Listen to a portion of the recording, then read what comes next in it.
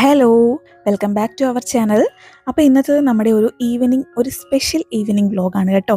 അപ്പോൾ നമ്മൾ എങ്ങനെയാണ് ഉച്ചയ്ക്ക് ലഞ്ചിന് ശേഷമാണല്ലോ നമ്മുടെ ഈവനിങ് വ്ളോഗിലേക്ക് എത്തേണ്ടത്. അപ്പോൾ ലഞ്ചിന് ശേഷം ഇന്നത്തെ എൻ്റെ പരിപാടി എന്ന് വെച്ചിട്ടുണ്ടെങ്കിൽ നമ്മുടെ ചട്ടികളെല്ലാം ഒന്ന് ചൂടാക്കുക എന്നുള്ളതാണ്. കാരണം നല്ല മഴയാവുമ്പം നമ്മുടെ മൺചട്ടിയൊക്കെ പൂപ്പൽ വരാനും ചാൻസ് ഉണ്ട്. അതേപോലെ നമ്മുടെ ഇരുമ്പ് ചട്ടികളിലൊക്കെ തുരുമ്പ് പിടിക്കാനും ചാൻസ് ഉണ്ട്, കുറച്ച് ഈർപ്പമൊക്കെ ഉണ്ടെങ്കിൽ. അപ്പോൾ നമ്മൾ എന്താ ചെയ്യുന്നതെന്ന് വെച്ചിട്ടുണ്ടെങ്കിൽ ഫസ്റ്റ് നമ്മൾ ഫുള്ള് വൃത്തിയായിട്ട് കഴുകിയതിന് ശേഷം ചൂടാക്കുക. ഇതൊന്നും പുതിയ ചട്ടികളൊന്നും അല്ല കേട്ടോ. ഏറ്റവും കുറഞ്ഞത് ഒരു 7-8 വർഷം പഴക്കമുള്ള ചട്ടികളാണ് ഇതെല്ലാം. 7-8 വർഷമായിട്ട് സ്ഥിരമായിട്ട് ഞാൻ യൂസ് ചെയ്യുന്ന ചട്ടികളാണ് ഇതൊക്കെ. അപ്പോൾ മൺചട്ടിയിലൊക്കെ ഉണ്ടല്ലോ ചെറിയ ചെറിയ പോസിനകത്തൊക്കെ അതാ ഇങ്ങനെ എണ്ണ കയറിയിരിക്കും. അപ്പോൾ നമ്മൾ എന്താ ചെയ്യണമെന്ന് വെച്ചാൽ അത് നന്നായിട്ട് ചൂടാക്കിയിട്ട് ഇങ്ങനെ തുടച്ചെടുക്കണം. അപ്പോൾ ആ എണ്ണയ്ക്കകത്തൊന്നും നമ്മുടെ കറിയുടെ മഞ്ഞളും കാര്യങ്ങളും ഒക്കെ ഉണ്ടാവുമല്ലോ, അതെല്ലാം നമ്മളിങ്ങനെ തുടച്ചെടുക്കണം. കാണുമ്പോൾ ഒരു വൃത്തികേടായിട്ടൊന്നും തോന്നേണ്ട കാര്യമില്ല കേട്ടോ. എല്ലാവരുടെയും വീട്ടിലെ ചട്ടികളൊക്കെ ഇങ്ങനെ തന്നെ, അതായത് യൂസ് ചെയ്തുകൊണ്ടിരുന്നത്. വെറുതെ ഷോയ്ക്ക് വേണ്ടി വെച്ചുകൊണ്ടിരിക്കുന്നതാണെങ്കിൽ ചിലപ്പോൾ അങ്ങനൊന്നും വരാൻ ചാൻസ് ഇല്ല. ഞാനിത് എല്ലാ കറികൾക്കും, കാരണം ഞാനിവിടെ നോൺ സ്റ്റിക്ക് യൂസ് ചെയ്യാറില്ല.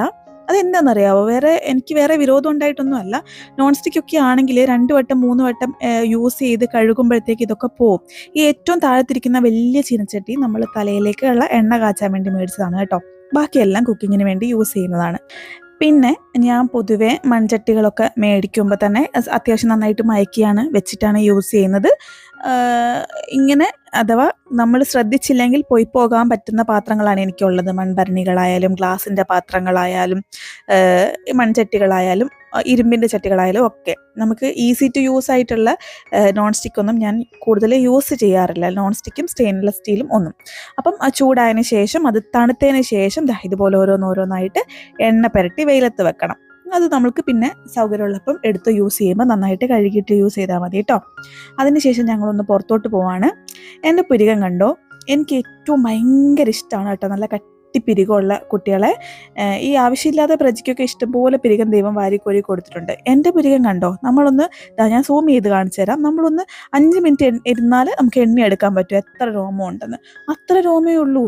അപ്പം ഞാനൊന്ന് ത്രെഡ് ചെയ്താലോ എന്ന് കരുതി ഇറങ്ങിയത്, എന്നാലേ ഒരു ഷേപ്പെങ്കിലും കിട്ടുള്ളൂ.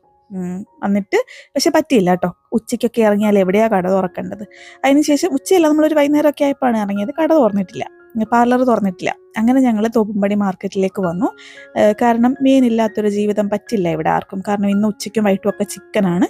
അപ്പോൾ നാളെങ്കിലും മീൻ കൂട്ടി കഴിക്കണമല്ലോ എന്ന് ഓർത്തിട്ട് ഇന്നതേ മീനൊക്കെ മേടിച്ച് പച്ചക്കറിയൊക്കെ മേടിച്ച് നേരെ വീട്ടിലേക്ക് പോകാമെന്ന് കരുതി കേട്ടോ.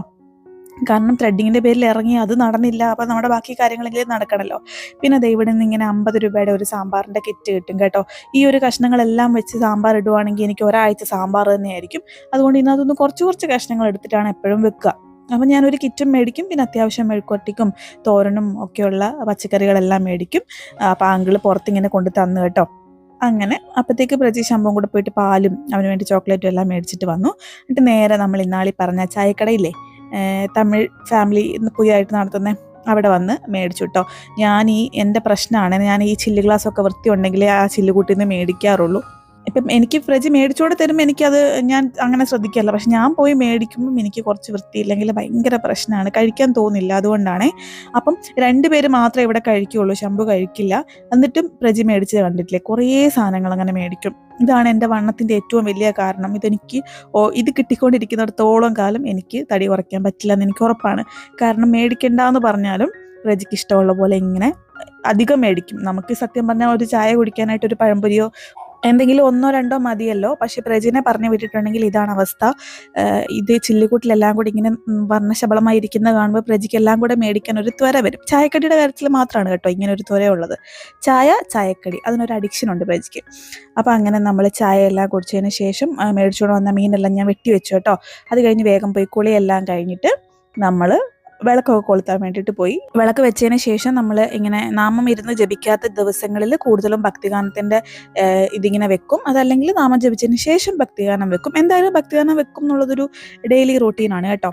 അപ്പോൾ ഇന്നത്തെ സ്പെഷ്യാലിറ്റി എന്താണെന്ന് വെച്ചിട്ടുണ്ടെങ്കിൽ, പക്ഷേ ഈ വെള്ളിയാഴ്ച നേതിരിക്കുന്ന വെള്ളിയാഴ്ച അല്ല കേട്ടോ നമ്മളിത് ചെയ്യുന്നത്. വെള്ളിയാഴ്ചത്തെ ആ പാട്ടുകൾ ഇഷ്ടമായതുകൊണ്ട് അതങ്ങനെ വെക്കുന്നേ ഉള്ളൂ. അപ്പോൾ അങ്ങനെ അത് കേൾക്കാൻ പറ്റില്ലല്ലോ, കോപ്പിറൈറ്റ് വരും. അപ്പോൾ ഇന്നത്തെ സ്പെഷ്യാലിറ്റി എന്താണെന്ന് വെച്ചിട്ടുണ്ടെങ്കിൽ പ്രജിയുടെ ബർത്ത്ഡേ ആണ്. അപ്പോൾ ജൂൺ 21 ആണ് പ്രജിയുടെ ബർത്ത്ഡേ. ആ ദിവസമാണ്, അപ്പോൾ സൺഡേ ആണല്ലോ വന്നത്. അപ്പോൾ ആ ദിവസത്തെയാണ് വീഡിയോ. ഒരു 10 ദിവസമൊക്കെ ലേറ്റ് ആയല്ലോ, എന്തായാലും കുഴപ്പമില്ല. അപ്പോൾ ഞാൻ ആദ്യം ലക്ഷ്മി ചേച്ചിനെയും രഞ്ജിതനെയും ഒക്കെ വിളിച്ചിരുന്നു. പക്ഷേ ചെറിയ വേറെ കാര്യങ്ങൾ കാരണം അവർ കുറച്ച് ബിസിയാണ്. അതുകൊണ്ട് ഞങ്ങൾ വിചാരിച്ചു പരിപാടിയൊന്നും വേണ്ട, നമ്മൾ മാത്രമല്ല ഉള്ളൂ.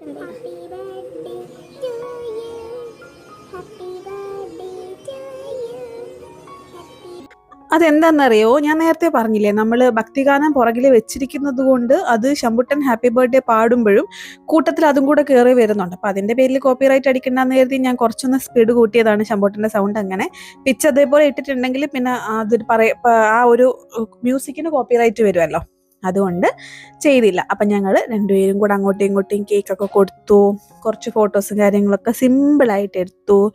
നമ്മളിങ്ങനെ ഇരുന്നൊരു അവലോകനം ചെയ്തു പ്രജിയുടെ ബർത്ത്ഡേനെ കുറിച്ച് കുറച്ച് നേരം. വെറുതെ നമ്മളിങ്ങനെ പറയില്ലേ, കഴിഞ്ഞ വർഷത്തെ ബർത്ത്ഡേ ഇങ്ങനെയായിരുന്നു, ഈ വർഷത്തെ ഇങ്ങനെയാണെന്നൊക്കെ.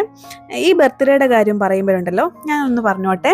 ചിലർക്ക് ഭയങ്കര നിർബന്ധമാണ് ബർത്ത്ഡേക്ക് എന്നെ വിഷ് ചെയ്യണം, എനിക്ക് എൻ്റെ സ്റ്റാറ്റസ് ഇടണം, ഫോട്ടോ ഇടണം എന്നൊക്കെ. പക്ഷേ എൻ്റെയും പ്രജിയുടെയും കാര്യത്തിൽ ഞങ്ങൾ അങ്ങനെയല്ല കേട്ടോ. ഞങ്ങൾക്ക് ആരും ഞങ്ങളെ വിഷ് ചെയ്തില്ലെങ്കിലും കുഴപ്പമൊന്നുമില്ല. ഞങ്ങൾ പരസ്പരം അങ്ങോട്ടും ഇങ്ങോട്ടും കേക്കൊന്നും അല്ലെങ്കിൽ സർപ്രൈസോ ഗിഫ്റ്റോ ഒന്നും കൊടുത്തില്ലെങ്കിലും കുഴപ്പമില്ല. ഞാൻ പക്ഷേ എനിക്കൊരു ഇഷ്ടമുള്ളത് കൊണ്ട്, എനിക്ക് കൊടുക്കാൻ ഇഷ്ടമുള്ളത് കൊണ്ട് ഞാൻ കൊടുക്കുന്നു. പക്ഷേ എനിക്കതുകൊണ്ട് കിട്ടണം എന്നില്ല. അതേപോലെ എനിക്കിങ്ങനെ ഒരു വലിയ പാർട്ടി വേണം, അല്ലെങ്കിൽ എനിക്കിങ്ങനെ ഗിഫ്റ്റുകൾ വേണം, അല്ലെങ്കിൽ എന്നെ എല്ലാവരും ഓർത്ത് വിഷ് ചെയ്യണം എന്നൊന്നും ഞാൻ വിചാരിക്കുന്നില്ല.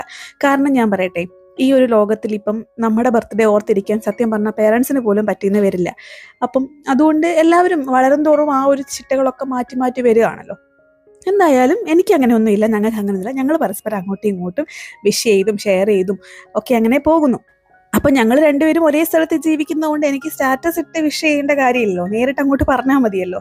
അപ്പം അങ്ങനെ ഞങ്ങൾ വലിയ പരിപാടികളൊന്നും ചെയ്യാറില്ല. അപ്പോൾ ആ ഒരു ദിവസം മെമ്മറിയിൽ വെക്കാൻ വേണ്ടിയിട്ടാണ് ഇങ്ങനെ ഒരു വീഡിയോ എടുത്ത് വെച്ചിരിക്കുന്നത് കേട്ടോ. അടുത്ത വർഷം നോക്കുമ്പോൾ ഒരു രസമല്ലേ. അപ്പോൾ ഇന്നത്തെ സ്പെഷ്യൽ എന്താണെന്നറിയോ, ഡിന്നറിനായിട്ട് നമ്മൾ കപ്പ വേവിച്ചു കേട്ടോ. കപ്പ പുഴുങ്ങിയെടുത്തു, നല്ല പുതിന ചട്നിയും അൽഫാം പോലത്തെ ചിക്കനൊക്കെ ചെയ്തെടുത്തിട്ട് കഴിക്കാമെന്ന് വിചാരിച്ച് സാലഡൊക്കെ കൂട്ടിയിട്ട്. അപ്പോൾ അങ്ങനെ സിമ്പിളായിട്ടും എന്നാൽ ഒരു സ്പെഷ്യലായിട്ടും നമ്മുടെ ദിവസങ്ങൾ അങ്ങനെ പോയി. പിന്നെ ഗിഫ്റ്റ് രാവിലെ തന്നെ കൊടുത്തിട്ടുണ്ടായിരുന്നു, കാരണം അന്നേ ദിവസം ഫാദേഴ്സ് ഡേയും കൂടിയാണ്. അപ്പം ശമ്പൂട്ടൻ്റെ വക ഗിഫ്റ്റും എൻ്റെ വക ബർത്ത്ഡേയുടെ ഗിഫ്റ്റുമായിട്ട് ഞങ്ങൾ രണ്ടുപേരും ഓരോ ഗിഫ്റ്റ് കൊടുത്തിരുന്നു. ഇതൊക്കെ ഞാൻ നേരത്തെ ഗിഫ്റ്റൊക്കെ മേടിച്ച് വെച്ചിരുന്നു, പ്രജി അറിയാതെ സർപ്രൈസ് ആയിപ്പോയി കേട്ടോ ആള്. പിന്നെ അതൊന്നും അങ്ങനെ വീഡിയോ ഒന്നും എടുക്കാത്തത് കാരണം ഇതിനകത്ത് ആഡ് ചെയ്യാൻ പറ്റില്ല. എന്തായാലും ഞങ്ങൾ അടിപൊളി ഹാപ്പി ആയിട്ട് അവസാനം ഒരു മഴയോടുകൂടി ഇന്നേ ദിവസം എൻഡ് ചെയ്യുന്നു. നമ്മുടെ വീഡിയോസൊക്കെ ഇഷ്ടമാവുകയാണെങ്കിൽ സപ്പോർട്ട് ചെയ്യണം. പഴയ വീഡിയോസൊക്കെ പോയി ഒന്ന് കാണണം കേട്ടോ. താങ്ക്